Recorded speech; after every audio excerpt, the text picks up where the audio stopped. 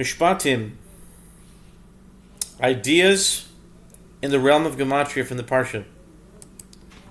Mishpatim. In this week's Parshah, there are many mitzvos and laws, hence the Parshah's name Mishpatim, commandments, or Mishpatim, depending on your pronunciation. However, there is an interesting passage in this Parsha that, at least from my experience, has seldom been discussed or even brought up when this Parsha comes around every year. I wouldn't be surprised if you were surprised that it is even in this week's Parsha. I have it written in Hebrew and English, so I'll just read them in English for time's sake. Behold, I am sending an angel before you to guard you on the way and to bring you to the place that I have prepared. And by the way, this is actually the Aliyah of Shishi. In case you want to get to it right away, it's the first pasuk after Shishi, of Shishi. The sixth reading, which is Exodus 23:20. Behold, I am sending an angel before you to guard you on the way and to bring you to the place that I have prepared. Beware of him and obey him. Do not rebel against him, for he will not forgive your transgression, for my name is within him. For if you hearken to his voice and do all that I say, I will hate your enemies and oppress your adversaries. For my angel will go before you and bring you to the Amorites, the Hittites, the Perizzites, the Canaanites, the Hivites, and the Jebusites, and I will destroy them. That's Shemos, Chav Gimel through Aleph through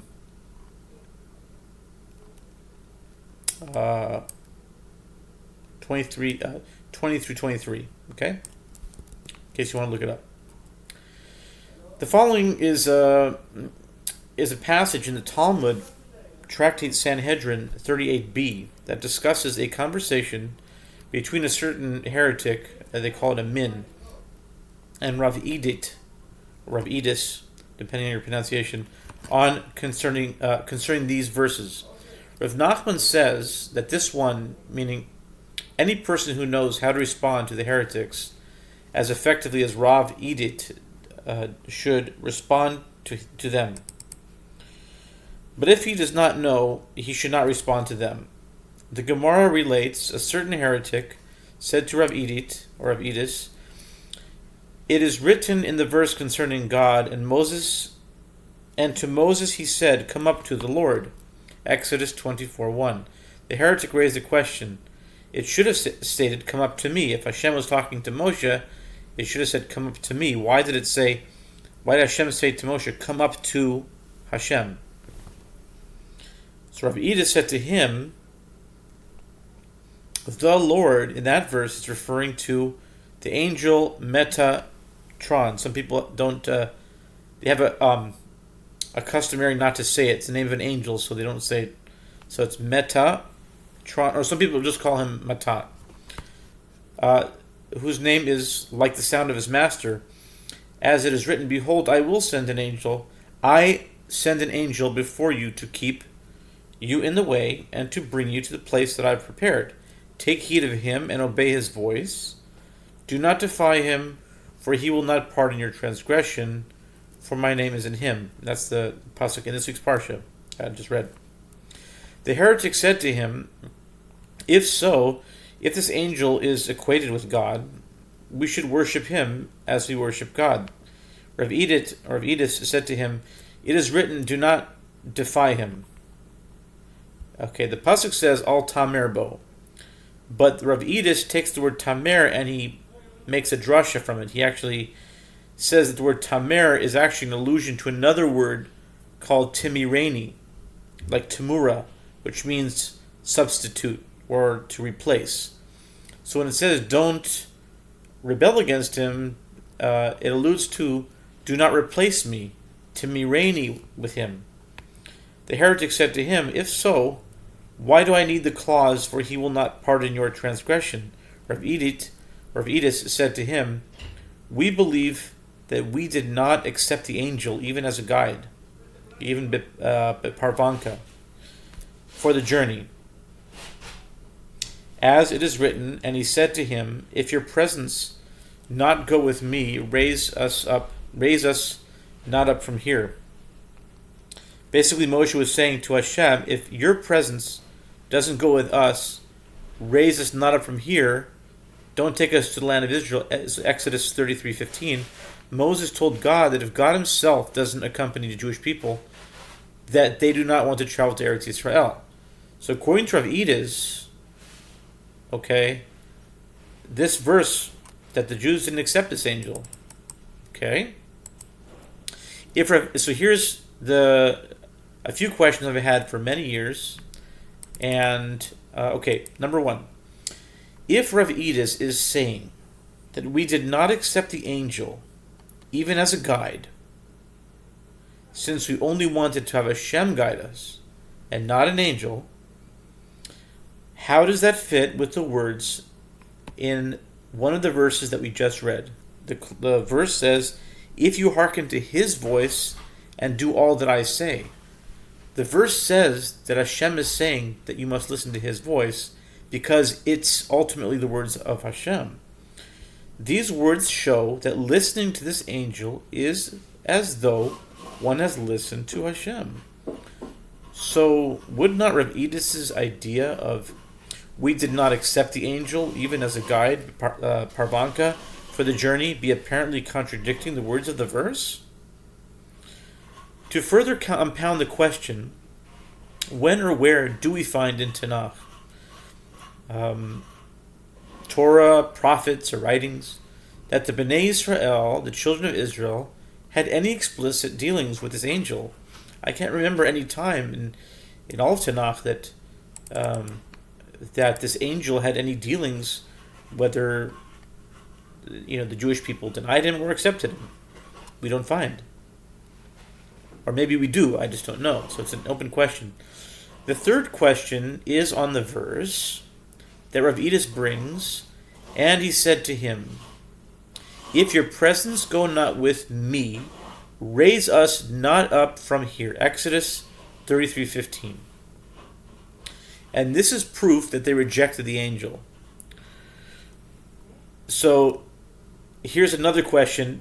The final question that I have on this is that, and possibly the strongest question, but why is it that the presence of Hashem, I'll say it very slowly so I can really, why is it that the presence of Hashem necessarily needs to exclude the presence of an angel? Why is it? If we find that there's the presence of Hashem, why cannot an angel be in the presence there as well? In fact, we find in several places in the Torah, such as the Akedah, the binding of Isaac, the burning bush, the sneh, when the Egyptians chased the Bnei Israel preceding the splitting of the Yam Suf, and other places. In each of these events, the verse openly mentions Hashem, and the verse also mentions the angel of Hashem together in the verses. So why does it have to be that when Moshe said, if your presence not go with me, then raise us not up, and that excludes an angel, when you find many places in the Torah that Hashem appears with the presence of an angel as well? While I must admit that as of now, I have not received solid positive resolutions to these questions, the realm of Gematria never fails in coming through with some material to bridge the gap and holding us over until they come along, if they will. Rashi does not often quote Gematrias, but interestingly, on this verse, he does bring a Gematria. The words of Rashi are V'Rabosenu Amru, Ze Metat, Ron, Sheshamo Kashem Rabo, Mitat, Bigematria, Sha Dai, Shakai, whatever, Shindal Yud, which is a name for Hashem. Our sages, however, said this is the angel Meta or Metat. Since this is the name of an angel, some prefer not to pronounce it, simply referring to Matat. It's like an abbreviated version. whose name is like the name of his master. Sanhedrin 38b. The numerical value of Matat and then Ron altogether spelled out equals that of 314, which is Shakai, Shindal Yud. And this comes from Tikkun Zohar 66b. Rashi is saying that the name of Shindal Yud is a similar name referring to the creator, is a certain name referring to the creator, has a numerical value of 314, which is the same as his angel named Meta, or Matat, Meta, and then Tron, which equals 314 in regular Hebrew Gematria. Why would an angel, and maybe this is a fourth question I've had, why would an angel be compared with Hashem by being ascribed the same Gematria value by Rashi and Chazal? Okay, so these are questions with no answer, but we have a Gematria, and something that I've thought for some time now, maybe 8 years or so, but this may be a reference to the, maybe less than 8 years, but I've been working on the infinity pi matrix for that time. So I equated the number pi with this. This may be a reference to the infinite number pi, which is the ratio of the circumference. The